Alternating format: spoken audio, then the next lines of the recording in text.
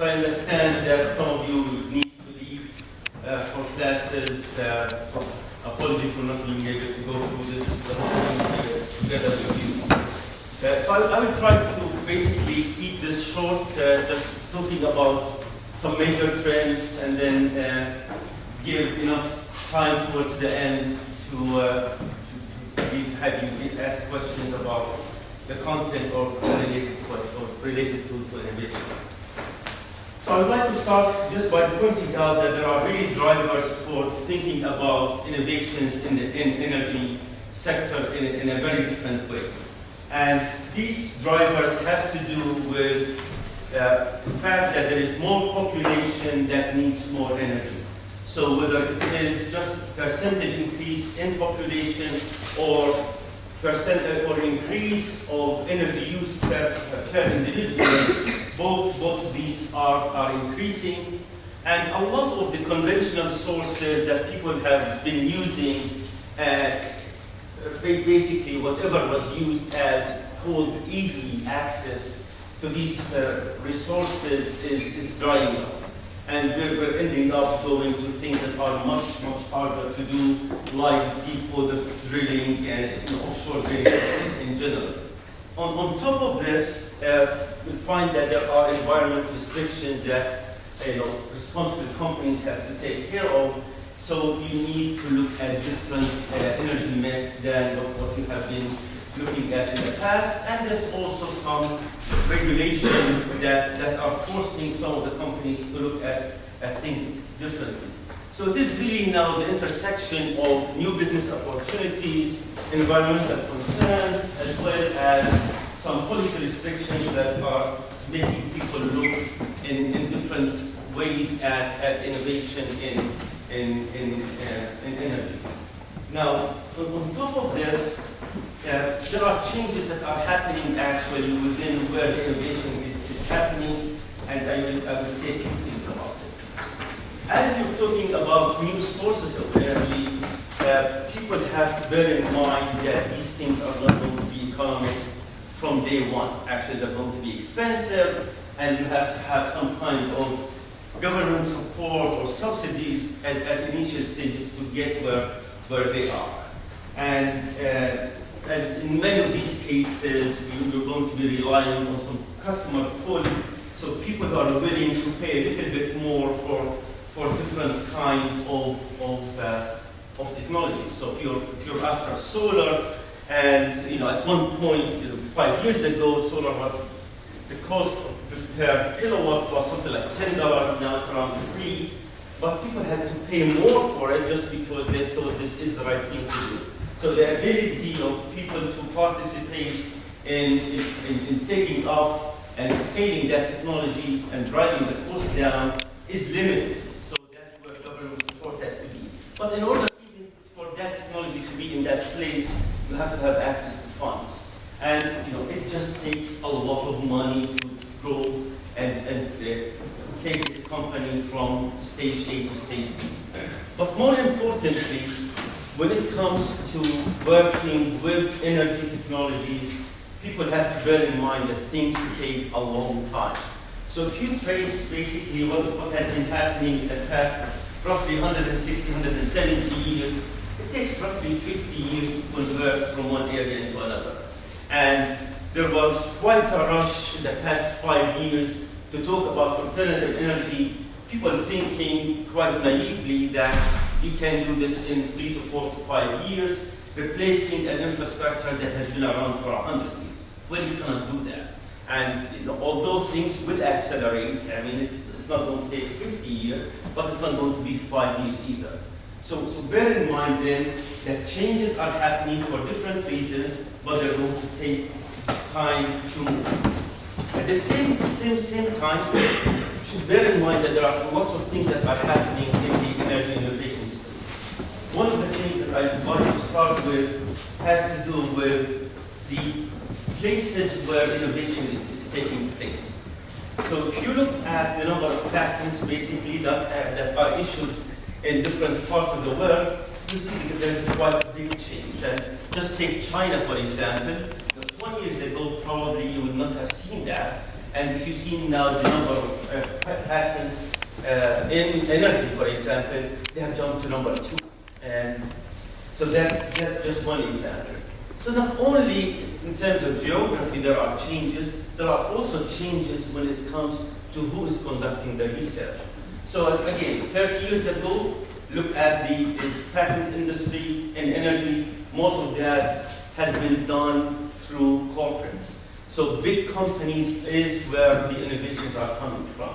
And if you look at the patents, you survey patents today, what you find out actually is more and more are coming from smaller companies. So startups are really beginning to make quite a big dent, and compared to where they were 30 years ago. So now you look at companies like ours and say, if I want still to be in the game, I need to be thinking globally. I cannot be thinking just about my own research teams. And also I have to be thinking about what emerging markets not only are going to be my markets, but are going to be the places where I will originate the technology. So whether it is the startups or the geography, that is quite an important thing. The third point that you should really basically pay attention to when it comes to innovation is there are new disciplines. So many of us who joined energy technology, energy companies, the background has been either petroleum engineer, chemical engineer, mechanical engineer. These are the kind of disciplines that we would recruit for. And now to be talking about basically people with a bio major who are joining oil companies, I mean, why would that? And the reason because now we're talking about new disciplines that are becoming quite important in the energy industry. So where bio was really biotech was really big when it comes to the pharma industry 30 years ago, right now more and more bio is becoming quite important in the energy sector. And BP has realized that this is something that is going to grow more and more. And in 2007, BP committed 500 million to start something that's called the Energy Bioscience Institute, that is basically looking at how does biology play in getting to new energy sources. So all the way from designing organisms to designing energy crops that can be used for biofuels, but not only for this, but also for upgrading heavy oil and the like. The final piece that I want to mention on this slide is, while the money has been coming mostly from these big corporates, now the money is coming from other than that.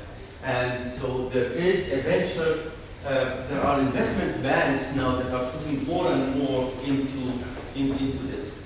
So these are the things that are happening. So for a company to be successful, you have to look at each one of these factors that I mentioned and decide how you want to react to it. So if it is a change in geography, then are you going to start establishing basically technology centers in areas where, in emerging markets where there is the talent? So if you have, as Jad mentioned, my background is in chemical engineering, so I come from a relatively, it's a decent school that had, I think, 15 professors and maybe 100 graduate students, right? And University of Illinois was whatever, number 4 or 5 in the States in terms of ranking. And then I look at a university like Tsinghua in Beijing, basically, they have 300 professors, right? So you can imagine the size of that department that has 300 professors, right? And then, the thousands of engineers that they produce. So all of that talent have to, say, something is happening, I need to be part of this. And again, when it comes to different disciplines, interacting with smaller companies, and all of that has to be part of what that corporate do, otherwise they will not survive for the long term. So within BP then, we looked at this and we said, this is a company that when it comes to working with technologies that are at different stages in terms of time to market, we know how to work with universities, we know how to work with companies with a finished product, but we do not know how to work with companies which are 5, 6, 7 years from commercialization. So how are we going to do this? And for big companies, they are not really used to working with small companies. If they want to embrace them, instead of hugging them, they actually break their bones, right? Just because they're really, pretty big. So that's not. So they're not really in a place to deal with small companies. So you have to have a separate unit within the company that can deal with small companies, and that's really where our team comes in. So we don't look at ourselves as the only place for innovation. We look at ourselves as this is one of the arms that any company that needs to survive in the future that has to have that access to the talent that exists outside the company. So again, as an example, so when it comes to material science, so we may have maybe 100 PhDs, right? But that's absolutely nothing compared to what exists in the industry, maybe 100,000, that we also need to know what is going on. That side of innovation that has to do with a collaborative relationship between large and small companies is growing. And it is, as you graduate from this place and if you decide to stay in the energy industry, then you will see that your employment opportunities are not going to be only in big companies, but also in small companies. So that collaborative relationship is going to be one of the ways that is going to shape the innovation that is taking place today in the energy industry, and we just have to basically have an appreciation for that. And it's not really what BP is doing, it is what others are doing. So on what I'm showing right here, just the number of attendance of people in conferences, in a conference actually, that has to do with corporate venture capital group. And so over just the past 2 years, things have really exploded, and lots of companies are realizing that this is the way to go about it. In the interest of time, I will just skip some of these and just say a few words about what we are doing within our space. So we have quite a small team, and you need to have a small team. Mostly technologists, split between the US and Europe. We have one person in India and one person in China. And basically, we work with our businesses to identify what are the areas. And then once we identify these areas, we make investments in companies. We started as a group that invests in alternative energy. So solar, wind, biofuels were really where we started, and little by little we moved to invest in all kinds of energy, including exploration, production, and so on. But we also look at areas where it is in the middle, like water, for example, that is shared by every business unit in BP. One of the ways that I said this innovation has to come around is really from collaborative relationships. So the way that we sell our team within BP, we say that for each $1 that we invest, we are leveraging $7 other from others to develop that technology. Meaning that if you want BP to own that technology alone, you need to spend 8 times what you are spending today to get where you need to be.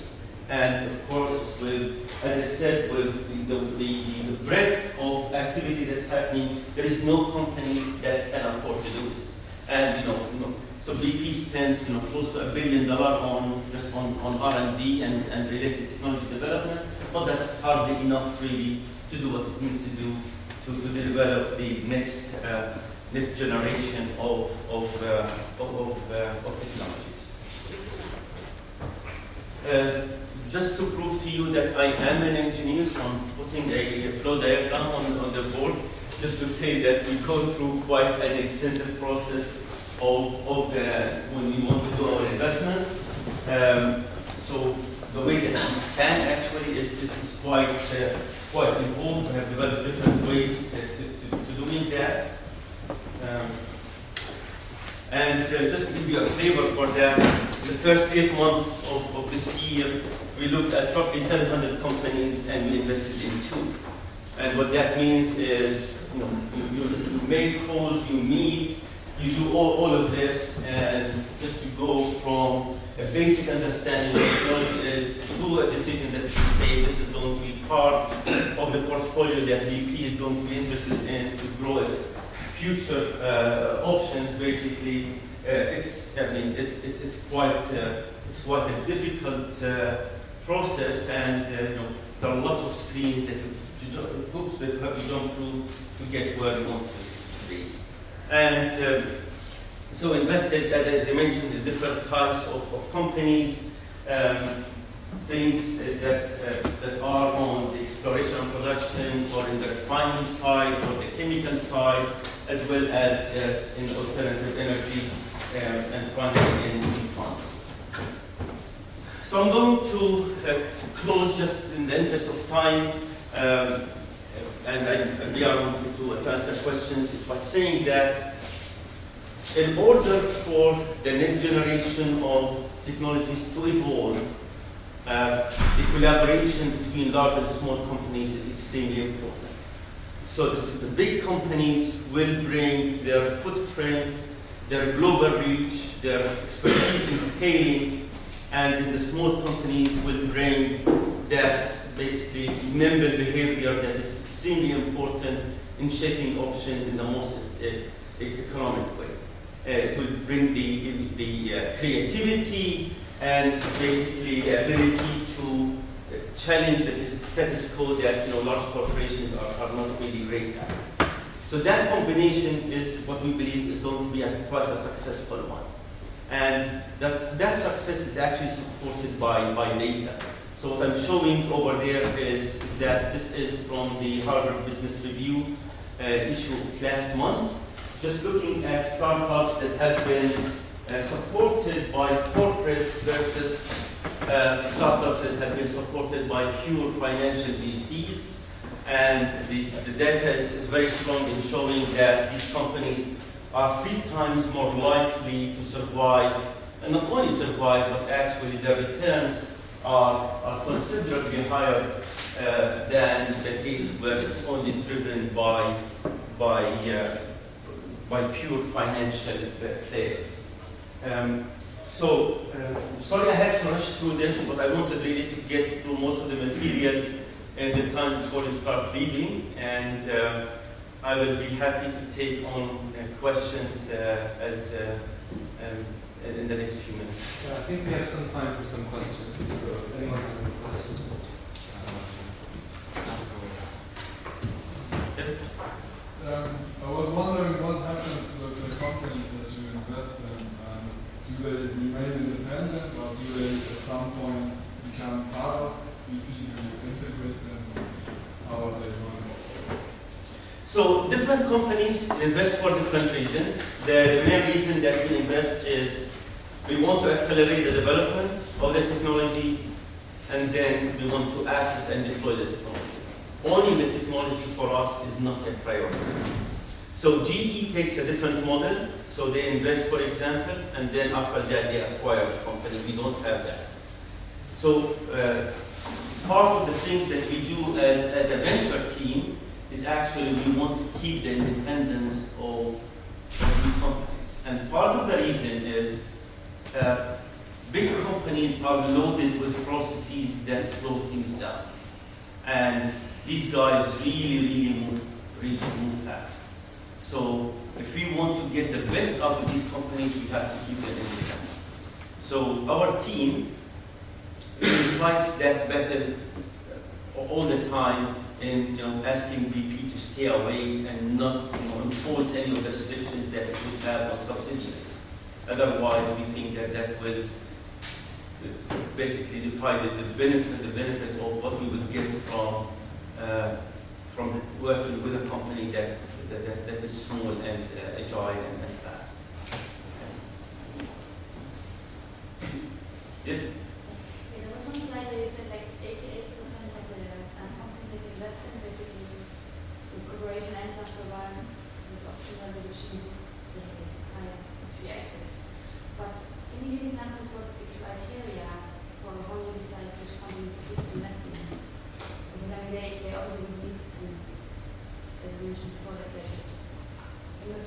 technology because it's more than just. Yeah. So I can take you through another flow diagram actually that says, how do we get to the investment? So for those who do not hear, the question is, how do you go about really choosing these different companies? So the first question you ask, is this strategic? So is this an area that BP really cares about? The second one is material. Material means that is this going to solve a big problem?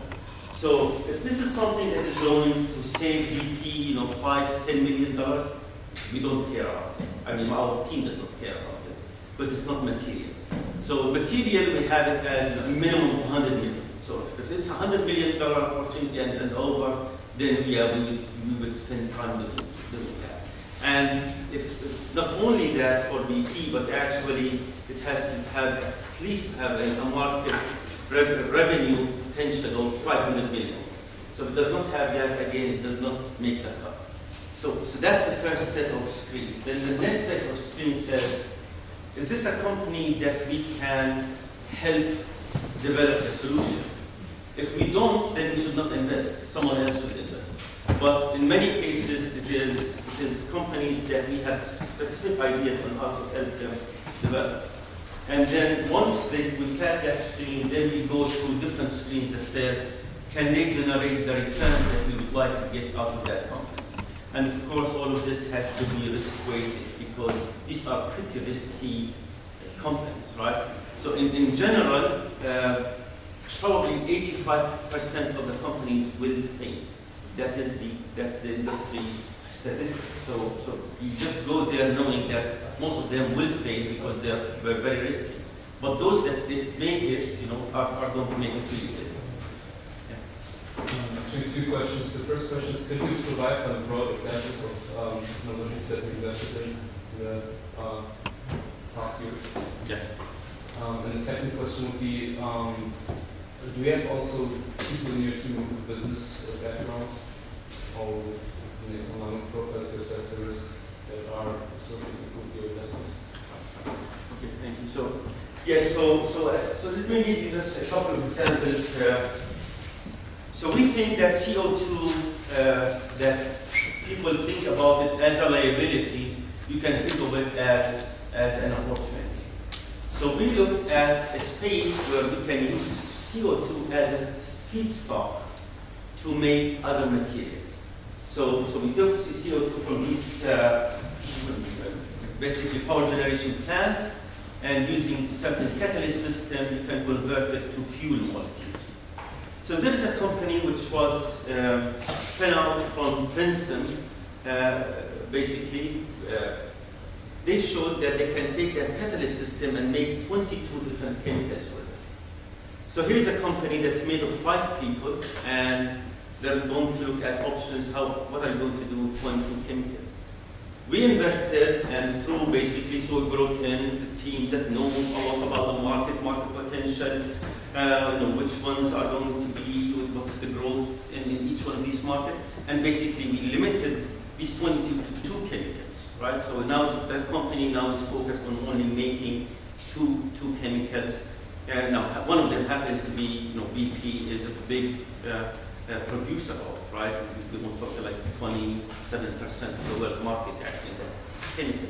But here's an option for us to produce chemicals in a much lower carbon footprint. So it serves the company and it serves as well people. So that's one example.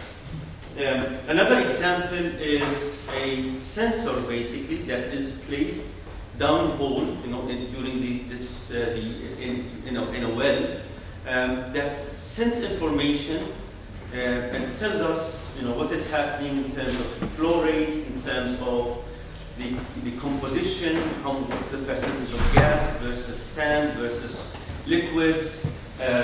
What is the pressure that's building up, what's the density variation, all of that. And so you can imagine that these are things that are going to be deployed under a pressure of 20,000 psi, temperature 200 degrees, so you have to have things that can withstand, you have to have electronics that can withstand this high temperature. So it's a very complicated thing. And but at the same time, if you can solve that problem, I mean, you would be reducing a lot the drilling costs, but more importantly, increasing the safety of the operations. Last example is a solar thermal power generation company. So many of you are familiar with photovoltaic solar technology, but what about using solar, not to produce electricity directly, but to produce steam, and then use a steam turbine to basically, just a typical power generation plant is a capacity to produce electricity from that. So all of a sudden, instead of talking about watts and kilowatts, as in the case of photovoltaic, now we can be talking about megawatts. So we invested in in a company actually that will have the first project completed in about 3 weeks.